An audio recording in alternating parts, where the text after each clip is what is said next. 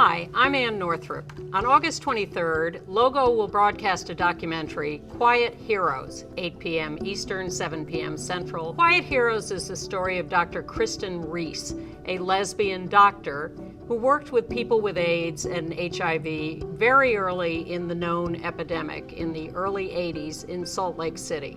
It's a wonderful documentary that raises a lot of issues. And Logo has asked us to come here today to talk about lesbians and their work in the AIDS epidemic. So I'm here with three colleagues and friends of many years standing who have done fundamental work and continue to do work on these issues. I have on my immediate left Staci Smith, who works on housing currently with the West Side Federation for Senior and Supportive Housing. Staci has been arrested more times than I think anyone I know doing civil disobedience on AIDS and other issues. And Staci is on the board of Health Gap and continues to work on these issues. Maxine Wolfe is a legendary activist and organizer, a veteran member of ACT UP New York, where she helped found the Women's Committee that worked on changing the definition of AIDS in women to get them proper treatment and coverage.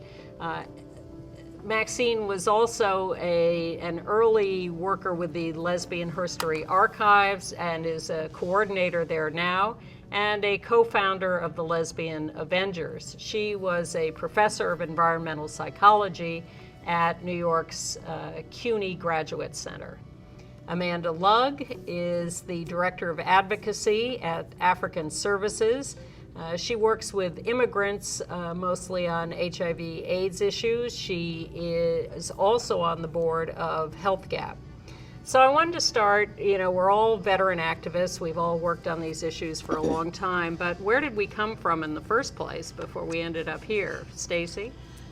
So I grew up in the Deep South, a combination of Georgia, Mississippi, and North Carolina, in what people call the Bible Belt, and I grew up in a Southern Baptist family, kind of a working class, not political family at all, but religious family. And I actually came to New York City as a missionary with the Southern Baptist Convention.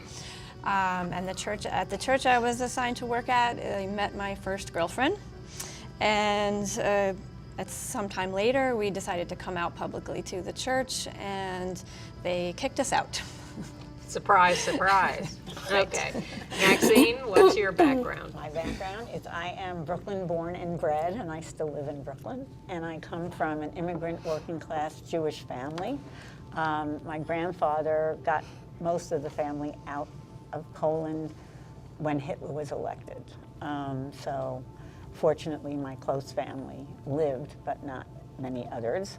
My family was not political at all, but there are two things I remember that sort of pointed me in a direction, even though I don't think that either person thought they would. One was my mother saying, when I asked her if she was voting in the Adlai-Stevenson election, "No, I'm not voting.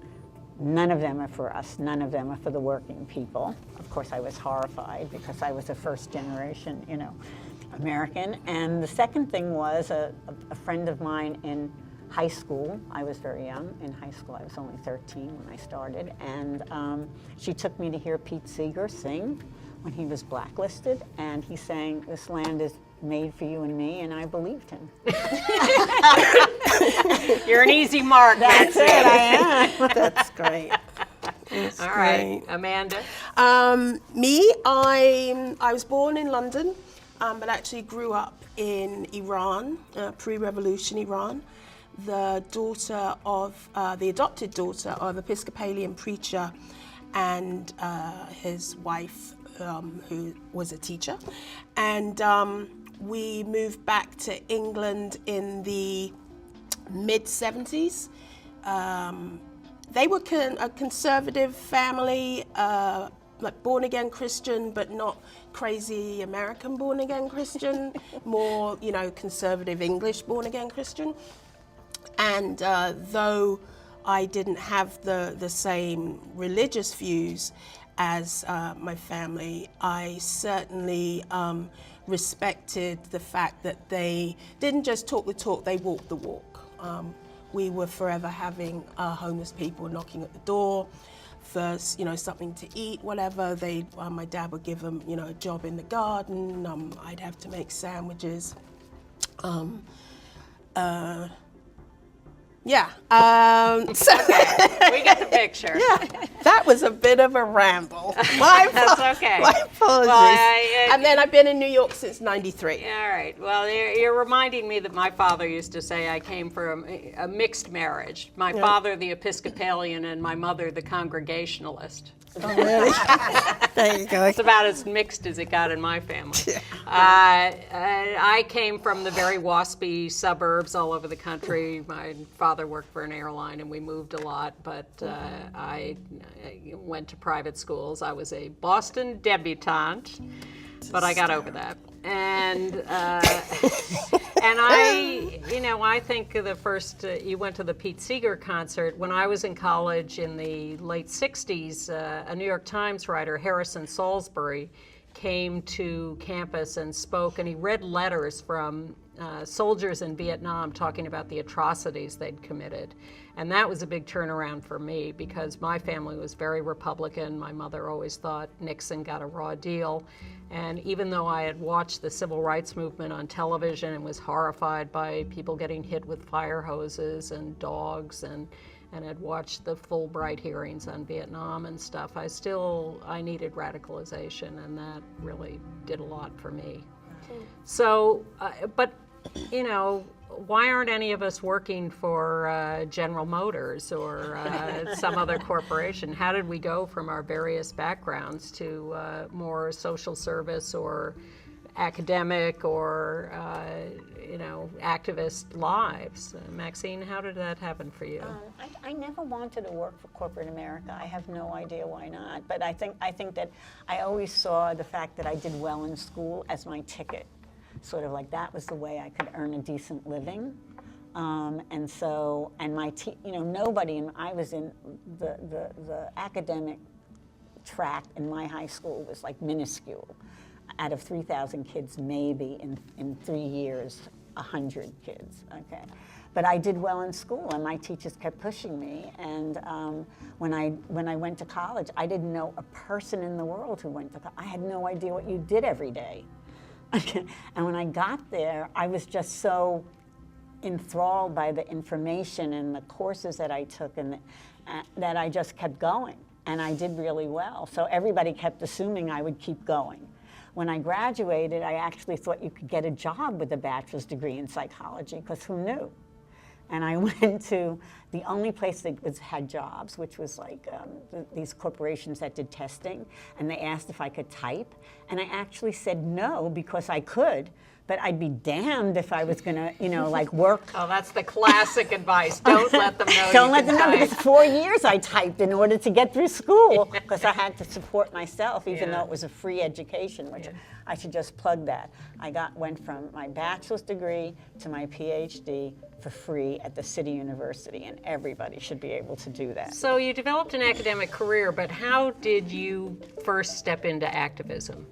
Actually, the first thing I can remember of actually doing something physical was I actually tried to join Brooklyn Corps, but it was right when they moved to being all Congress black. of Racial Equality. Yeah, Congress of Racial Equality, and I couldn't go down to the South because I didn't have any money. But in 1964, when people were unseating the Mississippi delegation to the Democratic Convention because they were all white, somebody asked me if I would be willing to give out flyers, and I said sure. And I went on Flatbush Avenue in Brooklyn and gave them out. I always felt moved about civil rights. I have no idea why. I was horrified watching the McCarthy hearings when a neighbor who had a television let us watch them.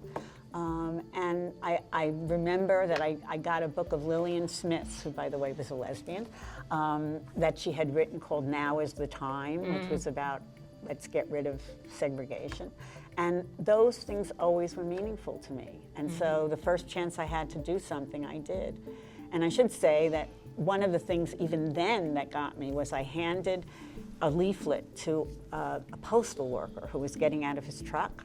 And I said to him, this is to unseat the Mississippi delegation. And he said, no, he wouldn't do it. And I said, why not? And he said, McCarthy is not dead. This was 1964. Wow. So I just kept going from there. Okay. Stacy? Well, despite the atrocities of the religious right, I think the religion left me with a strong sense of some social justice values that I had always grown up with. And that, combined with some of my own personal adversities in life, I think led me to really want to commit to working on social justice. I don't think I ever considered going into some other corporate kind of life. So when I got kicked out of the church, I still knew that I wanted to work on social justice. I needed to just find a different way to do that. And that way became activism and social work school and some other things. Okay. And so it really was the upbringing of social justice in the church that got you, that continued a path to activism for you. Yeah, I think so. I think the church taught me to be non-judgmental, even though they're very judgmental. Height of irony. Yeah. Amanda? For me, I guess my very first desire for a career was to be a firewoman. And this was also my first interaction with sex discrimination. When my career counselor at high school, sat me down and said, what do you want to be? And I said, a fireman. And, well, you can't. Why? Because you're a woman. Yeah, and I want to be a fireman. There were no female firefighters in 1975. And honestly, from then on, I had no idea what I wanted to do. It never occurred to me to be working in any kind of corporate job or anything connected with business, but I really had no idea. And I kind of fell into catering. Like a lot of young people, I was working as a waitress in a restaurant for extra money while at high school, and then ended up working there full time for the summer. Failed some exams which should have got me into university, and so stuck with it and moved to London, and then got pretty good at it actually. And it served me well at the time. I got to travel. I got to work in fabulous, glamorous places. I was the first female chef at the Playboy Club, which I'm very proud of. As glamorous? Very proud of. Well, it was fabulous because there was no changing rooms for female chefs because I was the first one, so I had to share changing rooms with the bunnies. Oh dear, what a shame. Never mind. I'm changing my mind. I'm applying for that job right now. I used to get Playboy magazine with our monthly paycheck. So yeah, Hugh Hefner was my boss at one point. You learn so much. Yeah, right? Having these conversations. Yeah. And I honestly did not know what I wanted to do until I moved to New York City, and it found me. My work found me. Can you be any more specific about that? HIV, working in HIV. I arrived in February of 1993, originally for 6 months, just transferring with my job as a chef to a restaurant here in New York. And I immediately fell in love with New York and one of the waitresses. And so stayed. It's an old story. Yeah, right. But really, when I came to New York, HIV and the AIDS epidemic really hit me for the first time. And being as I was living in the East Village, partying in either the, never going above 14th Street, I felt, to me, it was like the land of the Walking Dead. I just had it in my face, and I couldn't believe, like coming from London then, we had, and still don't have the same size epidemic in England as here in the US. But New York City, then the epicenter, as it still is today, of the epidemic was very, very real to me. And so I thought, well, I need to do something. I'm a lesbian. I need to do All right, well, hold that thought for a moment. Gotta fix this. All right, I'll just round out the Sure, you wanted to be a firefighter. Yeah, Why right? not? Yeah. I wanted to be a journalist. That was as I grew up, particularly going to college at the height of the Vietnam War and watching the coverage. It was a golden age of journalism, and it was one of the small windows we've since discovered when journalists could tell some truths and put the war on television raw and talk about atrocities. And there were a lot of women correspondents, both print and TV at the time, so I had some real role models there, Gloria Emerson at the Times, or a ton of others, and journalism just really grabbed me, because I like to watch TV, and I watched a lot of news, and so that all made sense to me. So I did find jobs in journalism out of college, and I was very ambitious to have a big career in journalism. But meanwhile, I was marching against the Vietnam War. I was involved in the second wave rebirth of feminism in the early 70s. I was in that first women's march down Fifth Avenue in August of 1970. I worked on the first issue of Ms. Magazine and wrote for them somewhat.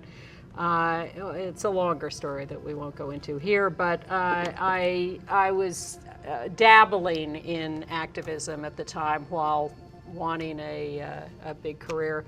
And then when I got fed up with journalism and quit my job at CBS News in 1987 and ended up totally accidentally, without any real intention, taking a job as an AIDS educator to teenagers around New York City by working for the Hetrick Martin Institute for Lesbian and Gay Youth and the Harvey Milk High School. And then stumbling into ACT UP, I made some important connections about the politics of that. But before I go on about that, Staci, how did you get into AIDS work? Well, I kind of stumbled into ACT UP a little bit too. I started out after I came out wanting to get involved in the LGBTQ community, but I did it from more of a social aspect. And I started volunteering for some groups at the center. I volunteered for AVP, and I was the Anti-Violence Project. And I was volunteering for this committee at the center that met on Monday nights. And in order to get to the room where the meeting was, I had to walk through the room where ACT UP was meeting. So every Monday I would walk through this meeting and I would hear these little snippets of people talking about like whatever action they had done the previous week and whatever else was going on.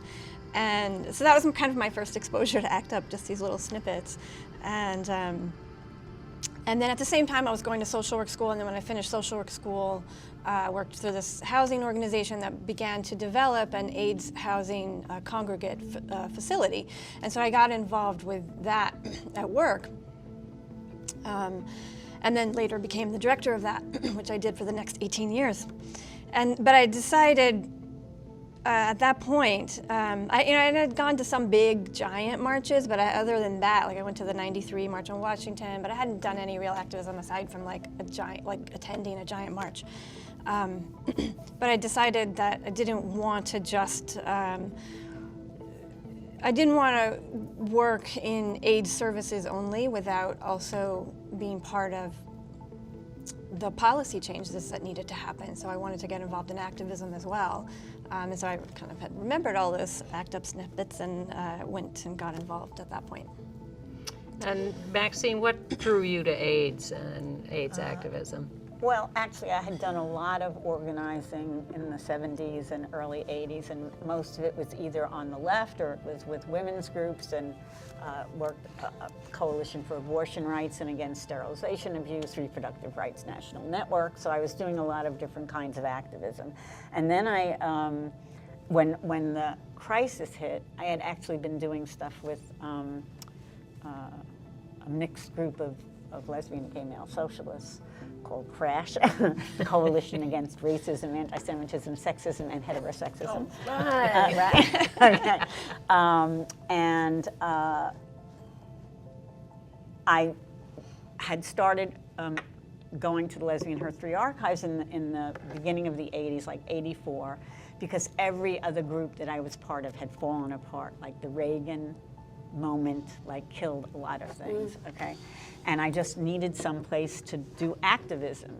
You know, I didn't specifically, you know, had not specifically been doing very much lesbian and gay activism. I still always feel that there's like a world that needs changing that we fit into, but it's not the only thing. So I went to meetings of GLAAD, I went and Gay and Lesbian Gay and Alliance Lesbian Against Defamation. I went to some of the early meetings, and it really turned me off because it was very top-down, which was not my idea of how to organize. And I always tell the story because it's really funny that there were a lot of lesbians who said, "Why are you doing work in AIDS, you know, and you know, that's not our issue, and you know, that's not important." I said, like, hello, you know, they said, you don't know any gay men, which I happen to do, but I said, hey, how many Nicaraguans do you know? Because so many people were doing work on Nicaragua, so it just always seemed to me like that there was a lot of internalized stuff in the lesbian community about, you know, not working with gay men that grew out of the feminist moment and stuff. And while I had issues about that stuff, that was not it. Because to me, what got to me about AIDS was the homophobia. And you'd open up the newspaper and it would be screaming at you. And those were the moments when, what's his name, Buckley wanted to tattoo people, and you know, and to me that was like, no, you've got to do something. It's not just about. It didn't matter at that time. I didn't know even that women were affected by it. I just felt like this is part of my community. This is part of New York. I have got to do something. And so I started going to those demonstrations, but they were very not satisfying. And so I also was part of starting a group at CUNY called CUNY Lesbian and Gay People. And in the 1987 Pride March, we were behind ACT UP. And I saw ACT UP, and I went up to one of the 4 women that I could see, and I said, "Are there women in your group?" And she said, "Absolutely." I said, "Okay." So that Monday, I showed up at the center. This was in June of 1987. They started in March, and I looked in the room, and there were like 400 gay men and 4 visible women, and I didn't care. I sat down, and people were so willing to do anything. And the sense of urgency and of, you know, wanting to change things was so palpable that it was just amazing. And you know, if you had an idea, you could do it. And so I sat in this room where having done activism for that long in New York, I knew nobody, okay? And I said, and I stood up at one meeting and said something, and that was it. Everybody said, "Oh, okay," you know. So there I was, you know, in the midst of it. Yeah, and I had gone from journalism to working for Hetrick Martin, and my job was to be an AIDS educator and to teenagers, which was terrifying to me because I didn't think I knew enough when I started, but they sent me to classes to learn about sex education and about AIDS at GMHC and at the City Department of Health. And Hetrick Martin was a high school. Both the Harvey Milk High School within the agency, but it was a social service agency that had after-school programs and all sorts of things, and an education department that had a contract from the city to do AIDS education around the city. So I would go with a male partner to a school. We'd do 5 classes in a row, and I can't even say some of the things that the kids would say to us. But we learned very quickly that one of the big reasons for resistance to AIDS education was homophobia. So we quickly developed also a homophobia class where I'd go into classrooms, "Hi, I'm your local lesbian. Let's talk about it, ask me anything." And that was just fascinating.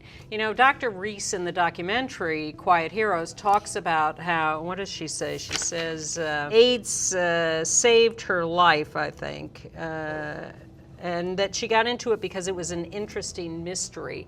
And it was absolutely fascinating to be close to the epidemic and see what was going on.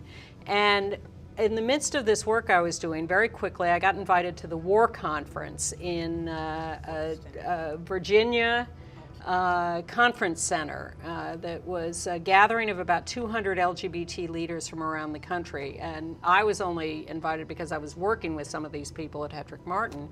And people got up at that conference and talked about ACT UP, and I thought, oh my God, I better go check this out. And I walked into the room, and it was like I had come home. The first minute I was there, it was idiosyncratic, cranky individuals who were angry and creative and funny and wanted to do this work out in the streets. And it took me, I had been a little out in the streets for the feminist movement and for Vietnam. And so this was an opportunity to get back out in the streets, to have a voice, and to do it within my community. So that was like the extra added attraction.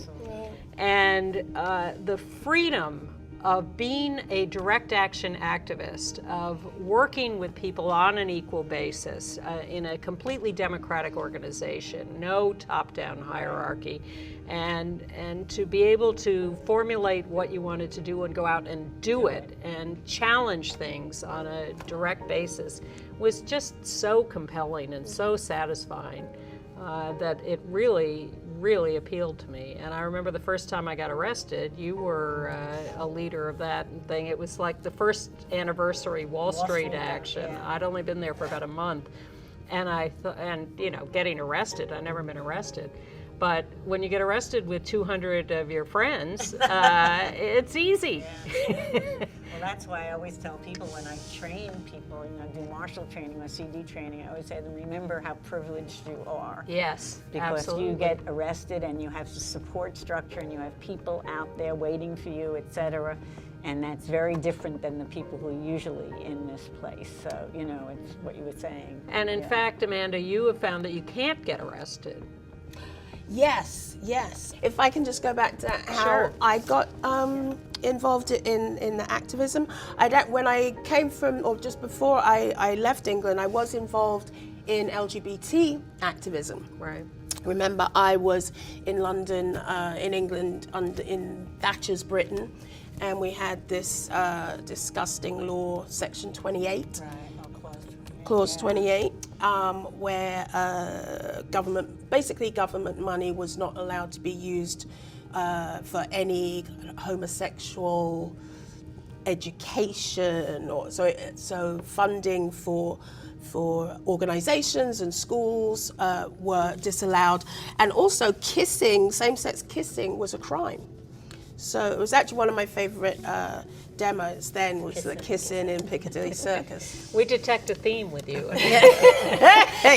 But yeah, so I joined Outrage with Peter Tatchell. Yeah, we started that in 1990, and so that was my activism within the community.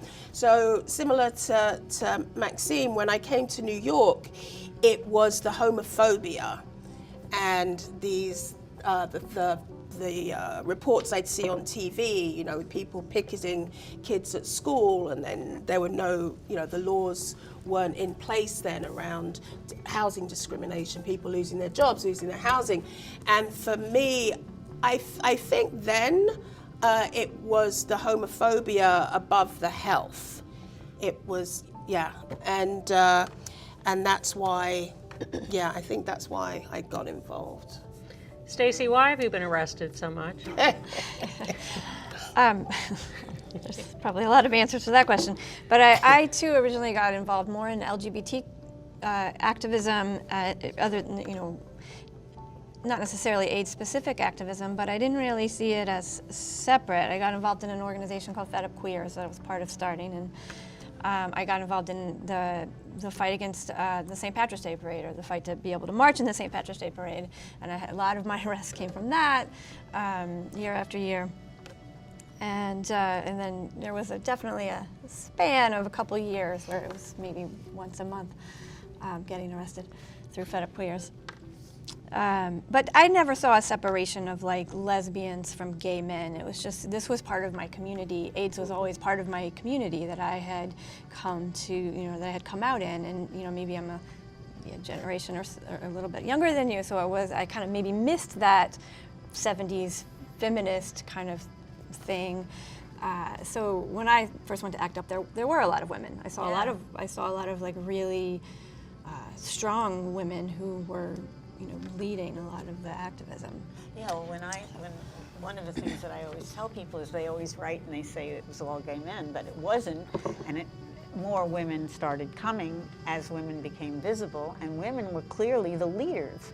Okay, we did the CD training, we did the logistics, we organized civil disobedience, we did the logistics, like how to do this action, where should you go, what should you do, the marshalling, training. Well, my contention was always that the reason it was perfectly easy to be in that room as a lesbian was that it was the one room where men were actually asking for direction and training from us, and so that was quite comfortable. Well, the way that when I first came and there were so few women, I can't work in an organization without knowing people, so I started this thing called Dyke Dinners, which I still do once a year, and then we would do it on a fairly regular basis. But the first one I remember clearly, it was in my kitchen, and we sat around talking about why were we as a group of lesbians working in AIDS. And everybody had a different reason. I mean, like one woman's brother had HIV.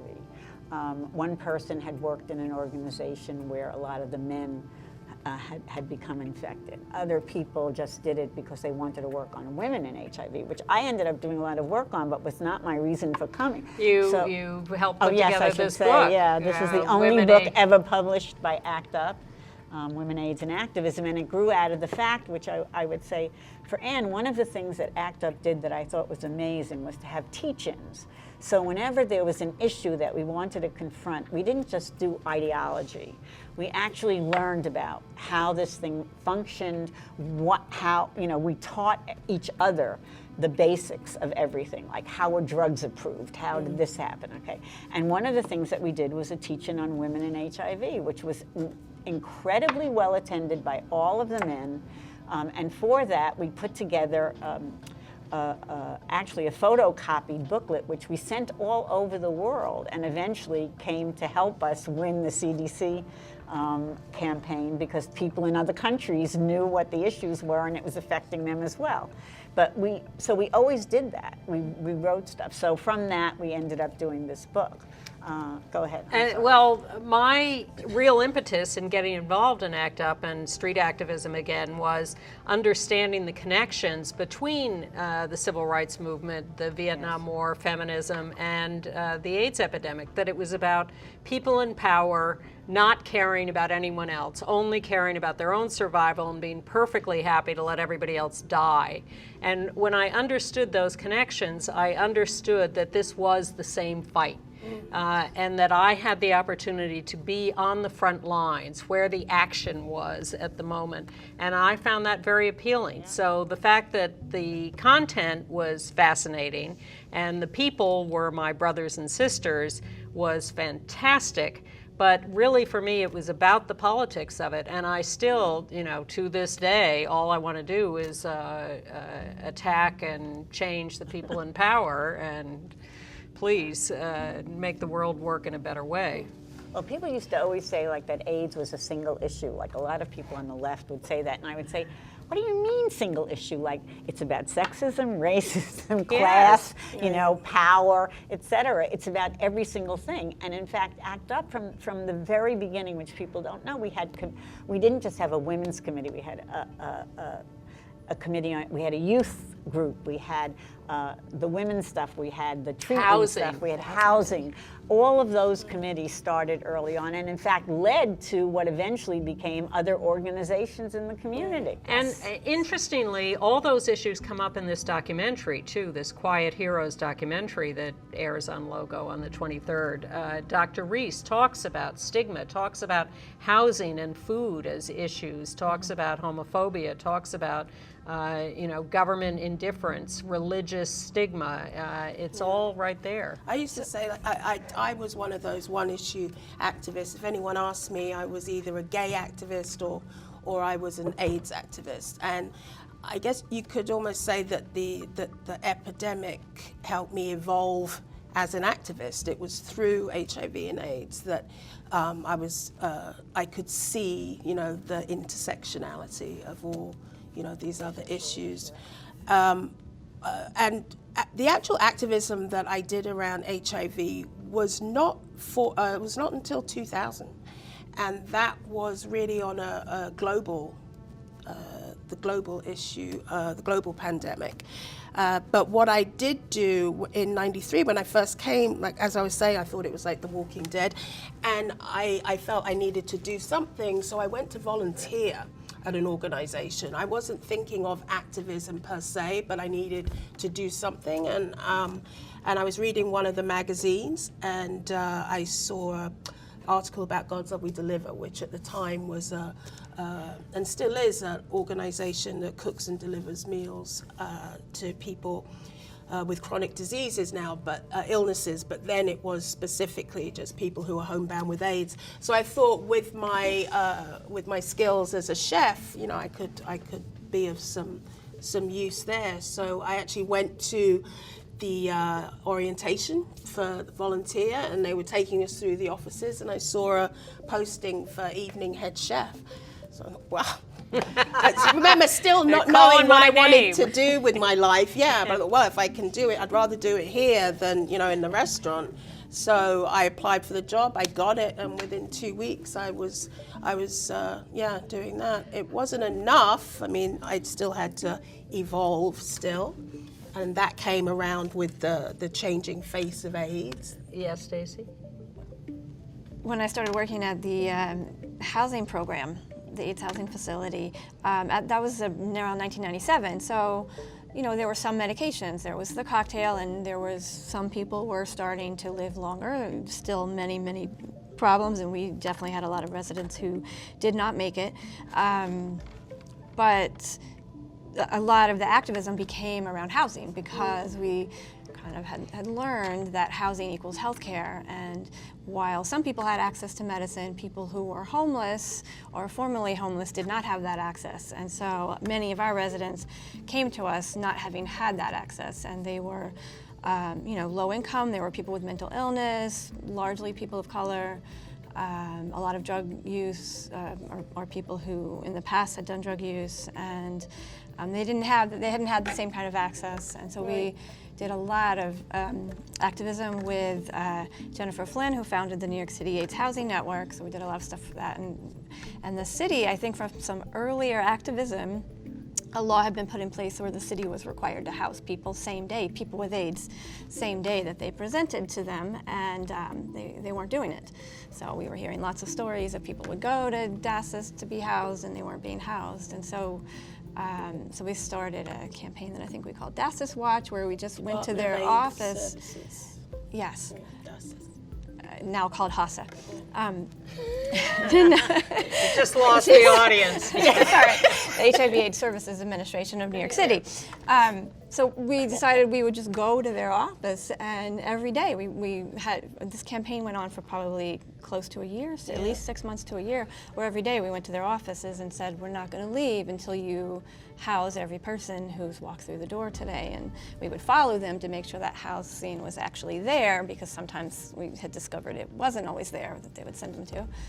And this went on for a while. Yeah, I did a few of those shifts with Bob Kohler. With Bob Kohler, who did a lot. He was Bob there Kohler. almost every night. All right, well, we could clearly go on for 6 or 7 days talking about this, but we don't have the time to do that. So let's do a quick round robin of a couple of questions. First, favorite action? My favorite action was Shea Stadium. That was great. I was there. Yes, that was great. You know, it was for a whole slew of reasons, because that was this group had started with the 1993 March on Washington. No, maybe it was before then. Anyway, 87. It was Act Now, which was a coalition of AIDS activist groups across the country, and we had this little conference along with the march, and everybody said we should have like 9 days of action. So we had this, okay, and one was up in Harlem, and one was about kids, and one was about gay people, and we needed one about women. So that's when we formed the Women's Committee, and we met to talk about what were we going to do, and we came up with all kinds of weird ideas. But two of the women, Rebecca Cole and this woman Kathy, they were both like incredible baseball fans. And Rebecca went, let's go to Shea Stadium, let's go to a baseball game. And we immediately like just played off one another and came up with all these slogans like no glove, no love, and don't balk at safer sex. And we were like there, okay? Yes. And so you had to present your action to the floor of ACT UP. Okay, so we get there and I'm up there and I'm presenting it and I say we want to go to Shea Stadium because we found out where there would be like the opening day that was relevant to that week, okay, and it was at Shea. So we said we wanted to go to Shea Stadium and the room got deathly quiet, okay, like this room, like 400 men, okay, totally quiet. And then suddenly like some guy stands up and he goes like, well, you know, that's not really a very safe place to go. And, you know, they're going on. And I'm saying, no, lots of people go there, you know, kids go there, and these people go there, and that people go there. And finally, Ron Goldberg stood up at the back, and he raised his hand, and I called on him, and he said, okay, I am a closet baseball nut. And as soon as he said that, like all these men who like baseball started talking about baseball, okay. So we went, and it was an amazing thing. First of all, it was seen on television all over the United States. And we got tickets, like 60 in a bunch at the 3 parts of the stadium. And we made up these banners. Which Huge banners. Thanks to Chris Leone, because we were going to make up like placards, and he said, no, you just want banners so that if nobody shows up, you can still hold them up. Okay. And we had these banners, and we decided that we would only unfurl them at the 7th inning stretch so that we wouldn't interfere with the ball game. And we had these banners and they said, act like I said, don't balk at safer sex, you know, no. AIDS, strike out AIDS. And then the last one said AIDS kills women, and then one of them said silence equals death. And when it came up, we started holding them, people started waving them. We also put a notice on the LED board that said, welcome National Women and AIDS Day Committee. And we tried to get Shea Stadium to support what we were doing, and they wouldn't. But then they got this idea that we were going to, don't ask me how, that we were going to break up get out on the field during the game. So they called us, and Jerry Wells spoke to them, and they said, well, Shea Stadium would like to help you. Okay, so they just didn't want us to do anything. They knew what ACT UP did. So they let us give out flyers at every entrance and condoms at every entrance. We gave out 10,000 flyers at that game, and all the flyers said, it was also baseball lingo. It said, AIDS is not a ball game. And then it had a scorecard, and it said, you know, how AIDS kills women and how many women get it and stuff. And it was perfect example. It Perfect was amazing. creativity. And I want to say that one of the things about that I want to point out also is not just the creativity, but that we always went to places that people did not go to who did activism up to that point. We never went to safe places. We always went anywhere where we thought that we could affect people, and we would take that risk.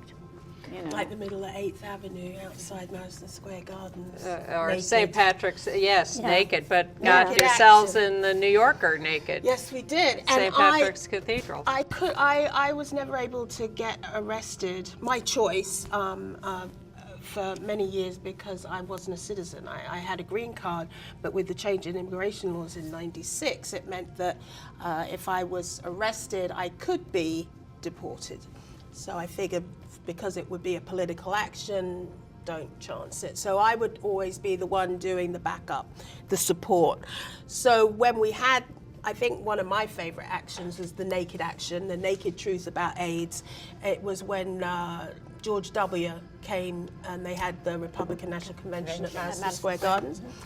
And there were about a dozen people stripped naked, and we'd had stenciled Drop the debt. Drop the Debt, AIDS, drugs now. AIDS, drugs now. And so again, I was doing support. It was a marvelous action. They stopped traffic for like half an hour up 8th Avenue. Even then, what was this, 2004? 2004? Right, yeah. The police were wearing gloves. They didn't, we'd locked ourselves, or folks had locked themselves together, but the police did not want to touch naked bodies which had AIDS written on them. plastic gloves or latex gloves. When they finally arrived, then they got them. But yeah, so I wasn't able to do it.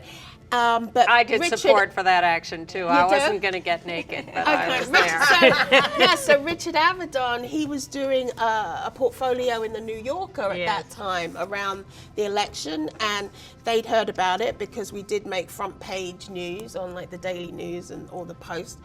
And so he asked for ACT UP to come into his studio and pose for this picture.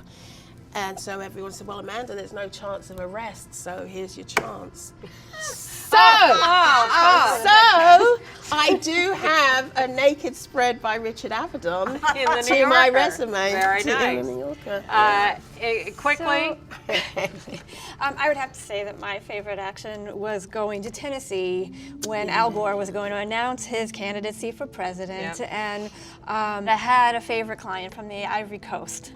And she was a lesbian who came out at an early age, and because of the shame of that, decided to get pregnant so that it would lessen the shame on her family. She met a businessman that she assumed would be safe and ended up with HIV. She came to the US to visit her brother, and that's where she got diagnosed, and then she was stuck here and could never see her son, could never go back, and because she had medicine here and she would die there. And I came to understand that the U.S. had a large role to play in that, is because the U.S. had a large role to play in why these countries, these developing countries, didn't have access to medicine. And Al Gore in particular had a relationship with South Africa and with the U.S. Trade Office, where they had been put on a watch list for legally acquiring generic drugs through a process called parallel importing, but they still had been sanctioned by the U.S. government, and they also were being sued by a group of pharmaceuticals. So at the same time, Al Gore decided to run for president, and so he became our target. And this is one of the things that I definitely learned from ACT UP is how important it is to pick the right target.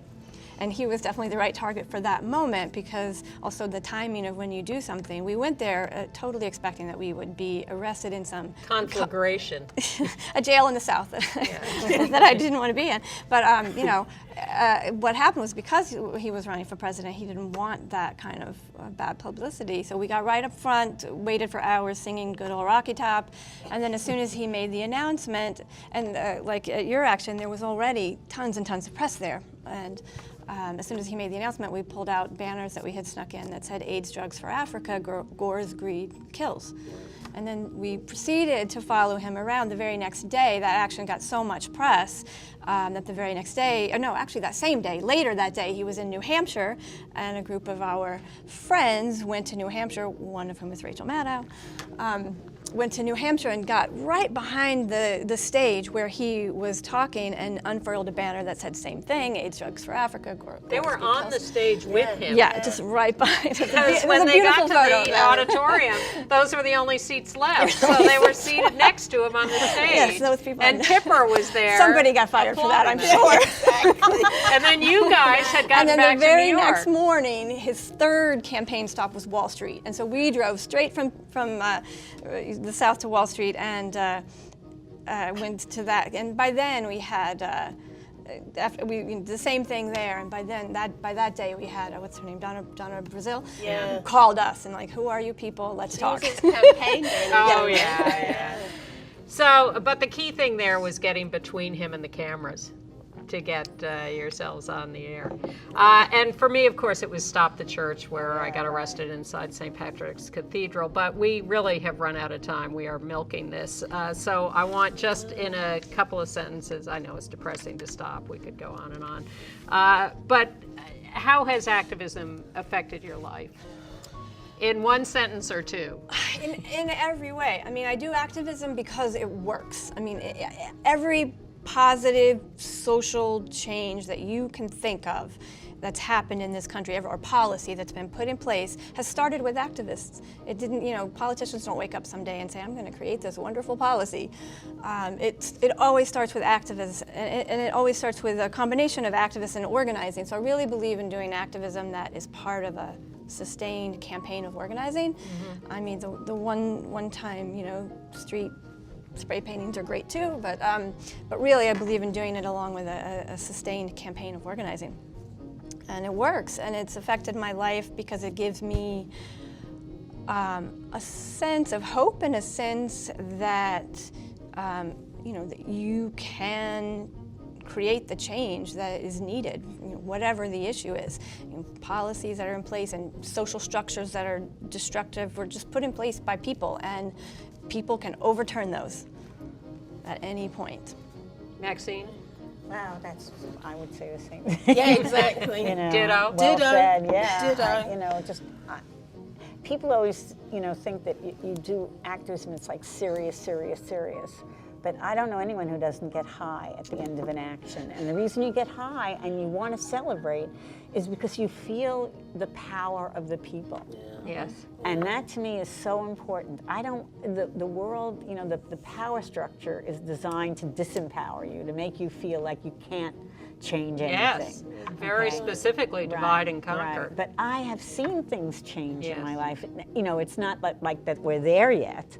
But, I grew up when there was segregation in the South, and I saw, presidents resign because of the Vietnam War, protests, and I saw the CDC change the definition of AIDS so that women were included in it and could get the things they needed. And so I just always feel like that's what it does for me. It gives what you said, it gives me a sense of hope, and despite the terrible people in the world, it gives me faith that there are people in the world who want to make that change. Mm-hmm. And that, that one of the things that you do as an activist is that you're a model, so that somebody looks and says, I could do that too. Yes. And that's the point. That's the point, is to pass it on. Yeah. Amanda? Ditto.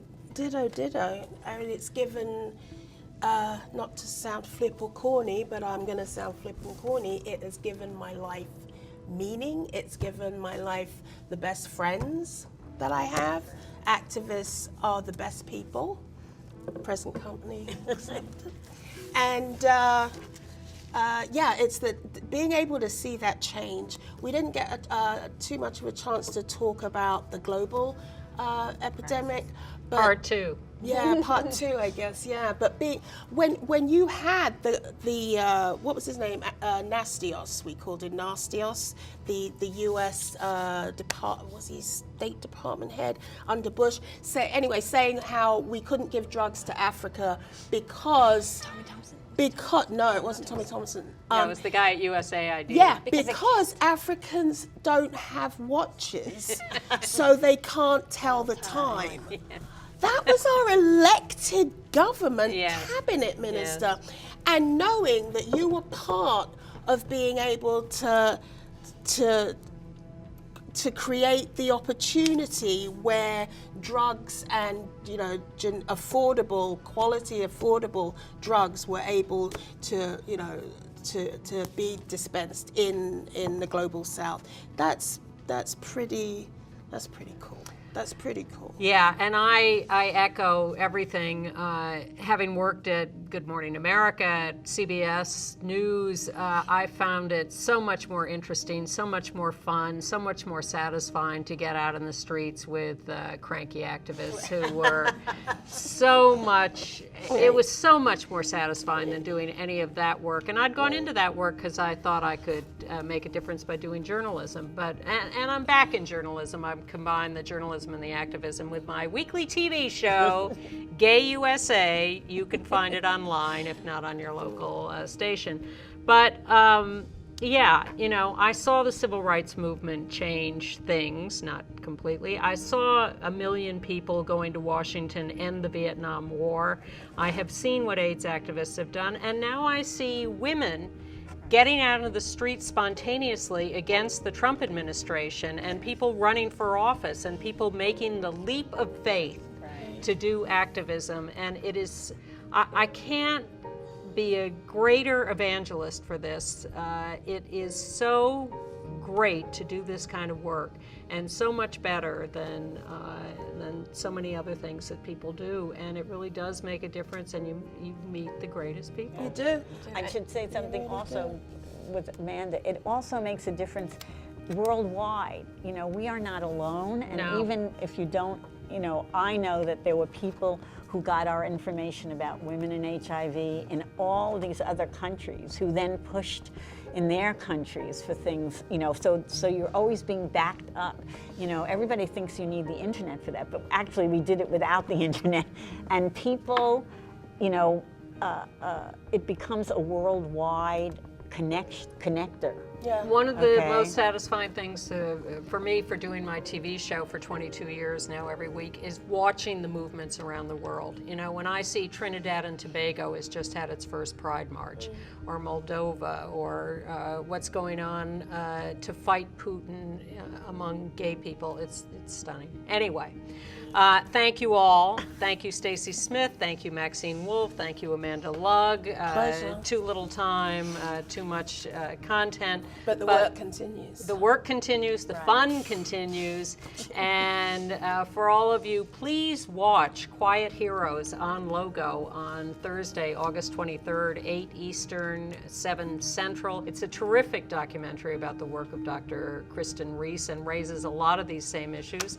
Thank you for joining us, and get out in the streets.